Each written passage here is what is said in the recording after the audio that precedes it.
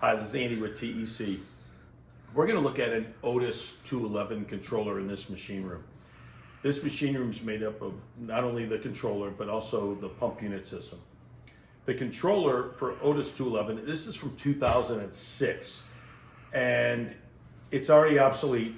Otis has deemed this obsolete. Parts are not available for this unit, which is a real problem for people that have this. Otis is now offering what they're calling an upgrade, but they're not giving a time frame yet on how long the upgrade is going to last. But the 211 controller is an excellent controller and should have lasted 25, maybe even 30 years, although now it's deemed obsolete.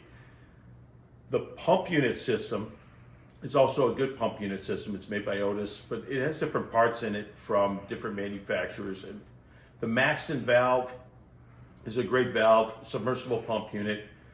We like this elevator a lot. We wish Otis didn't obsolete it. Thank you for checking out this video. Please check out our other videos. If you'd like more information on our company for the elevator consultants, you can look at tecvt.com or theelevatораpp.com. Thank you.